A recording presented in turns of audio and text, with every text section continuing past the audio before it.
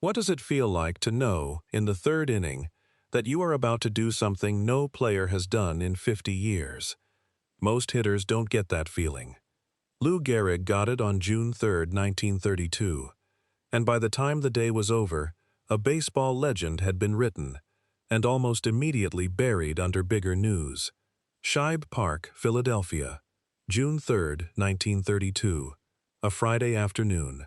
The Yankees are in town to play the Athletics, and nobody in that stadium has any idea they're about to witness baseball history. Connie Mack's Athletics are still a respectable team, not the powerhouse they'd been a few years earlier, but dangerous enough on their home field. The crowd is modest. Midweek afternoon games rarely draw the biggest numbers, even with a team like the Yankees in town. Let me set the scene a little more, because I think the texture of that day matters. 1932 was deep into the Depression. Attendance across baseball was down everywhere. Teams were cutting prices, offering double headers for the price of one ticket, doing whatever they could to get people through the turnstiles. Philadelphia itself was hurting. Shipyards and factories that had defined the city's working-class economy were running at a fraction of capacity. The people who did show up to Shibe Park that Friday afternoon weren't there because life was easy. Baseball, for a lot of those fans, was one of the few things left that hadn't been taken away from them yet. And on an ordinary midweek afternoon like that one, with no particular reason to expect anything historic, they got something none of them could have predicted. Lou Gehrig steps into the batter's box for his first at-bat. He's 28 years old, in the middle of what will become one of the greatest individual seasons in baseball history. He's hitting over .350. His timing, by every account from teammates that season, is as good as it's ever been. The Athletics' starting pitcher, George Earnshaw, is no soft touch, a legitimate major league arm with good velocity, a guy who'd led the American League in wins just a couple seasons earlier. Gehrig doesn't waste time. First inning, he turns on a fastball and drives it over the right field wall. Home run number 1. Nobody thinks much of it. Gehrig hits home runs. That's what he does. The Yankees lineup that year is loaded. Ruth, Gehrig, and a supporting cast that makes the Murderers Row nickname feel less like marketing and more like simple description. One home run from Gehrig in the first inning is just Tuesday. Or in this case, Friday. Second time up, different pitcher now. Earnshaw has been pulled, and a reliever named Roy Mahaffey is on the mound. Gehrig connects again. Another ball clearing the outfield wall. Home run number 2. Now the dugout starts paying a little more attention. You can imagine the chatter on the Yankees bench, the kind of low murmur that builds when something unusual is happening in front of you. 2 home runs by the fourth inning isn't ordinary, even for a hitter like Gehrig. It's worth remembering, too, that this wasn't some easy bandbox of a ballpark. Shibe Park's outfield dimensions were genuinely demanding. You couldn't just get lucky and lift a routine fly ball over the fence. Every one of these had to be hit hard and hit true. Third at-bat. The Athletics make another pitching change, bringing in Eddie Rommel, a knuckleball specialist, the kind of pitcher whose entire game plan is built around disrupting a hitter's timing, with something slow and unpredictable rather than overpowering speed. If you wanted to design a pitch specifically to throw off a hitter who's locked in on fastballs, a knuckleball is exactly what you'd choose. It's reasonable to imagine the Athletics' dugout believed this would be the pitch that finally cooled Gehrig off. Rommel himself was no afterthought of a pitcher. He'd won 20 games in a season before and understood how to use that knuckleball to make hitters look foolish. This was, on paper, exactly the matchup that should have broken Gehrig's rhythm. It didn't. Gehrig adjusted, found the ball, and drove it out of the park a third time. 3 home runs through 5 innings. At this point, something shifts in the stadium. The crowd, even the Philadelphia fans who have no reason to be cheering for a Yankee, starts watching differently. There's a particular kind of attention that builds in a ballpark when everyone realizes they might be watching something that won't happen again for a long time. People who came to watch an ordinary midweek game start counting. You can picture vendors pausing mid-aisle instead of hawking peanuts. Ushers drifting toward the rail instead of patrolling the stands. The whole rhythm of an ordinary ballgame afternoon, quietly bending around what was happening at the plate. By the time Gehrig comes up for his fourth at-bat, the entire stadium knows what's on the line. 3 home runs already. A fourth would tie a National League and American League record that had stood since the dead ball era, a mark only a handful of players in the history of the sport had ever reached.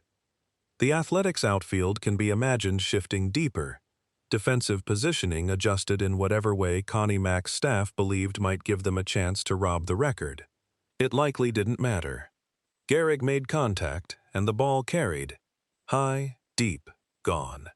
Al Simmons, the Athletics center fielder, is said to have given chase toward the wall in the kind of effort outfielders make when they already know, halfway through the sprint, that the ball is beyond reach.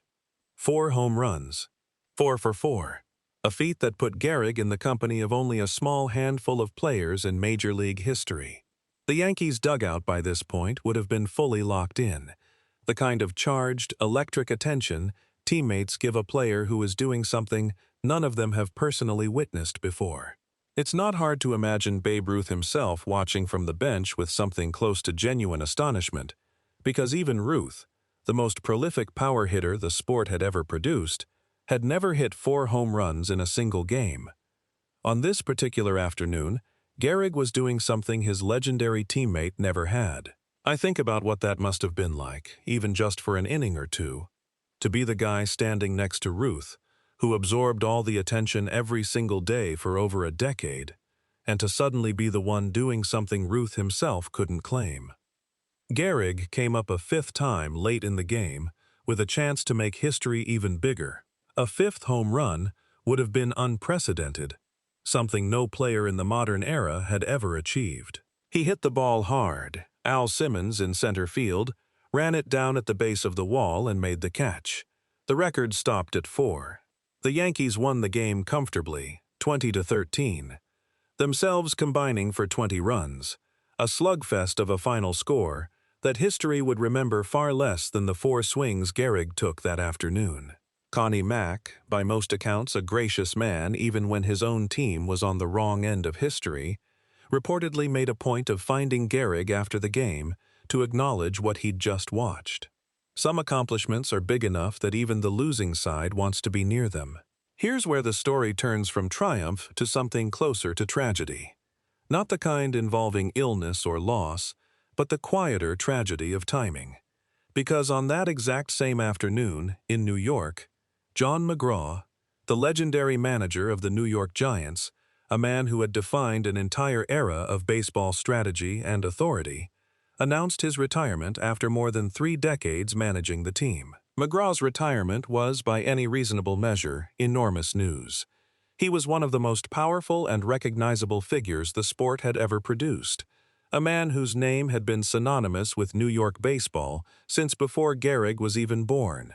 And his announcement landed on the wires the same day Gehrig was making history in Philadelphia. The next morning, newspapers across the country had to make a choice about what belonged on the front page of the sports section. In paper after paper, McGraw's retirement won.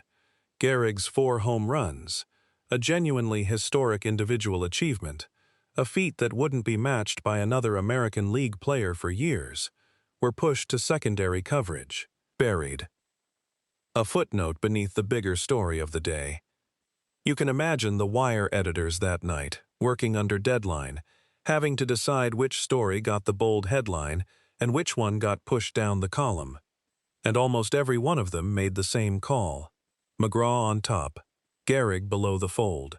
It's worth sitting with what that must have felt like for Gehrig, even briefly.